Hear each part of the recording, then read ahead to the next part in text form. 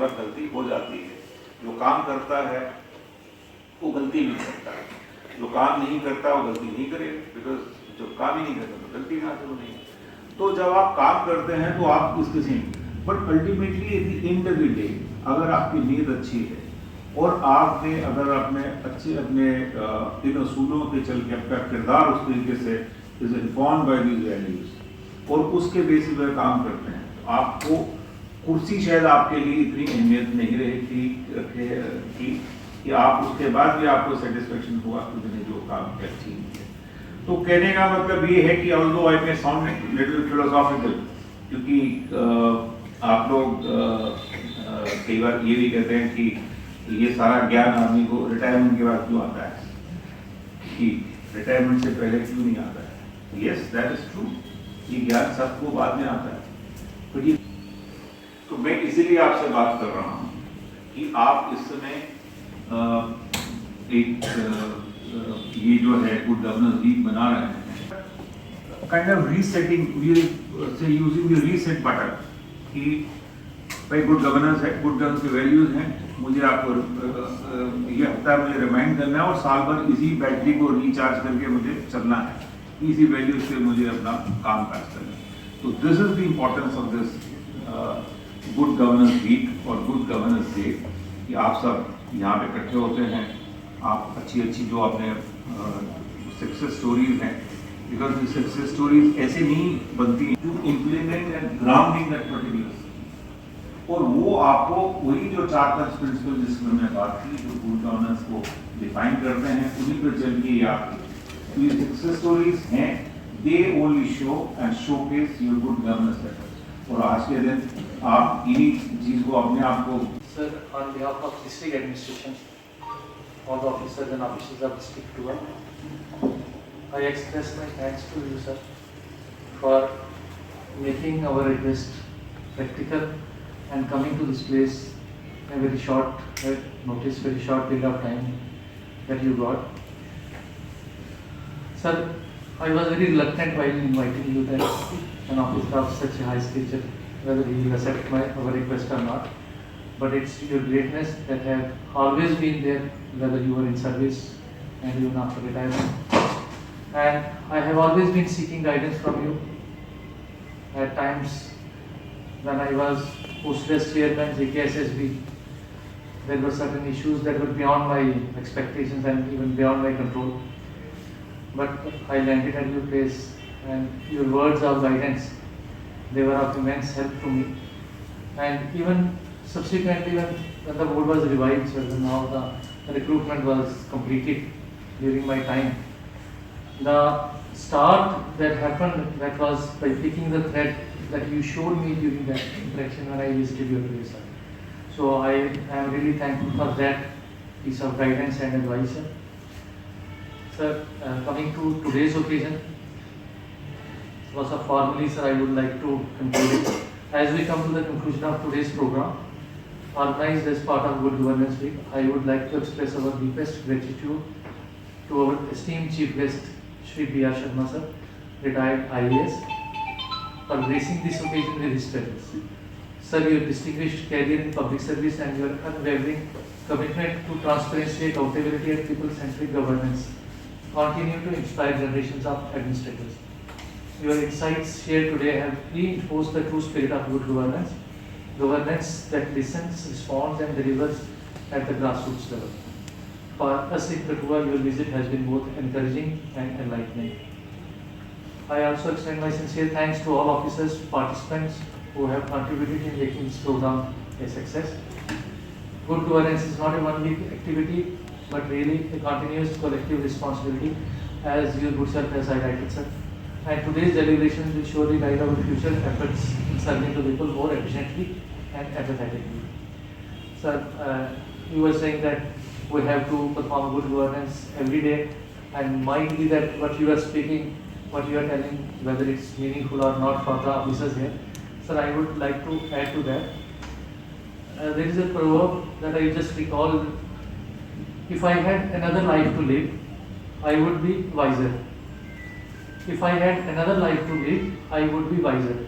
Therefore, learn from your elders, learn from your seniors. So that's the spirit. Once again, on behalf of the district administration and the officers and officials of Kathua, sir, I thank Shri B.R. Sharma, sir, retired IAS officer, for sparing his valuable time and enriching this event. Thank you very much. देखिए जो सरकारी मुलाज़म जो है उसको सरकारी मुलाज़म इसीलिए है कि उसको एक जगह बिठाया जाता है, उसको इख्तियार दिए जाते हैं कि वो गवर्नेंस दे, और गवर्नेंस का मतलब ही गुड गवर्नेंस है। कि गुड गवर्नेंस का मतलब क्या है कि जो सिटीज़न है जिसकी सेवा के लिए उसको यहाँ पे लाया गया है, गवर्नमेंट की स्कीम्स जो भी हैं वो इम्प्लीमेंट इसलिए की जाती हैं ताकि जो सबसे ज़्यादा डिज़र्विंग उसका बेनिफिशरी हो उसको फ़ायदा मिलना चाहिए। तो वो उसको कि जो आप कहते हैं कि पॉलिटिकल प्रेशर है या सोसाइटी का जो प्रेशर है, तो इसके लिए ही उसको ट्रेन किया जाता है और उसको तैनात किया जाता है। ये उस मुलाज़म के ऊपर है कि उसको प्रेशर हैंडल करना है, कि अल्टीमेटली देखिए उसको अपनी एक्शंस के लिए खुद जवाबदेह होना है। और उसमें कि गुड गवर्नेंस का जो बेसिक बेडरॉक ही यही है कि जो भी आप एक्शन लेते हैं वो एक रूल ऑफ लॉ से होनी चाहिए, ट्रांसपेरेंट होनी चाहिए, अकाउंटेबल होनी चाहिए, और लोगों के प्रति वो डिफेंडेबल होनी चाहिए कि you should be able to share. ताकि कोई भी स्कीम होती है, देखिए सब लोगों को फ़ायदा उसमें नहीं मिल सकता, तो लोगों को इसमें यकीन होना चाहिए कि जिनको फ़ायदा मिला है वो डिज़र्विंग थे, और यही स्कीम अगर अगले साल चलेगी तो मुझे भी इसमें मौका मिलेगा। तो ये गुड गवर्नेंस है। तो सरकारी मुलाज़म देखिए जो काम करता है, केवल उससे गलती भी हो जाती है, मैं ये नहीं कहता गलती वो जानबूझ के करता है, केवल गलती हो भी जाती है। जो काम करता है गलती होती है, पर गलती गुड फेथ में हो, काम के दौरान हो, तो उसमें कोई नहीं है। सरकार यही उम्मीद करती है कि आप काम करें, लोगों की सेवा करें और लोगों को अच्छा एक शासन दे, और ताकि उनकी मदद हो सके। जी, मोस्टली पहले पब्लिक कांटेक्ट ज़्यादा रहता था, डिस्प्यूट भी क्रिएट होता था। अब जैसे डिजिटलाइजेशन हुआ है और डायरेक्टली होम टू वर्क हो रहा है, लोग सीधा कांटेक्ट करते हैं और एम्प्लॉई को भी ईज़ हो जाता थोड़ा कि इमीडिएटली उसको फाइंड आउट करे केस जेन्युइन है नहीं है। तो कितना इससे राहत? देखिए जो भी टेक्नोलॉजी है, टेक्नोलॉजी अल्टीमेटली एक टूल है अच्छा गवर्नेंस, गुड गवर्नेंस के लिए। क्योंकि अगर आदमी को पहले अगर हर पटिशनर को या जो भी हर सरकारी मुलाज़म के पास जाना पड़े, तो उसके पास डिस्क्रिशन एक होती थी, जिस डिस्क्रिशन को अब केवल गलत तरीके से भी इस्तेमाल हो सकती है। डिजिटलाइजेशन और जो प्रोसेसेस जो हैं, जो ऑनलाइन प्रोसेसेस हैं, इनके देखिए सबसे बड़ा फ़ायदा है कि अपने घर से बैठे बैठे अपनी एप्लीकेशन दे सकते हैं, उसको ट्रैक कर सकते हैं किस में क्या प्रोसेस हुआ है, और उसमें हर एक प्रोसेस के साथ जब डिजिटलाइजेशन होती है उसमें चेकलिस्ट भी होती हैं कि आपकी एप्लीकेशन तभी अपलोड होगी जब ये सारे चीज़ें पूरी होंगी।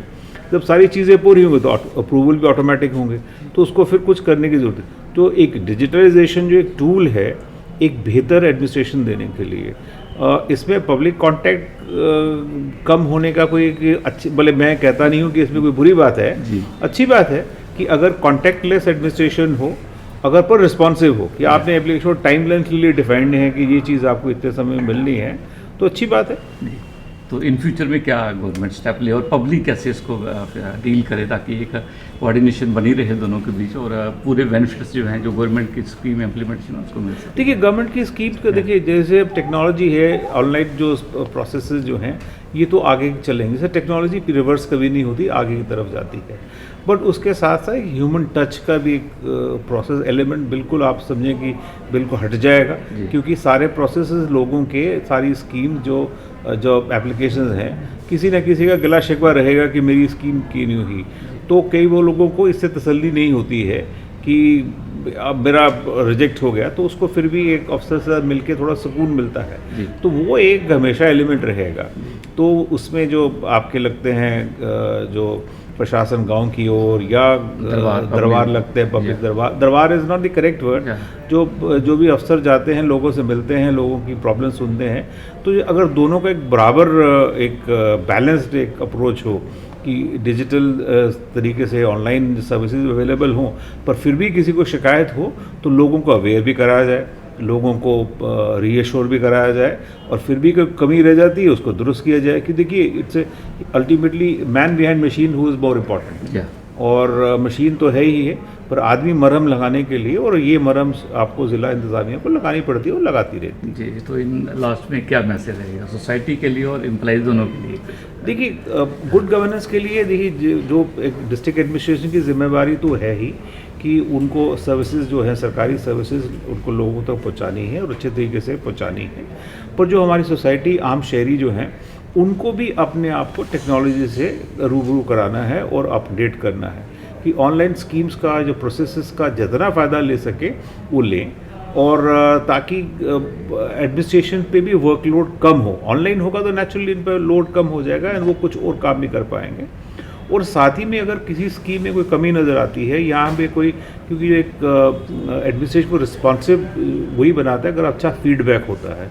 अगर लोगों कोई कमी होती है या कोई होते वो एडमिनिस्ट्रेशन के नोटिस में लाएँ ताकि स्कीम को बेहतर बनाया जा सकता है, कोई कमी हो उसको दूर भी कर।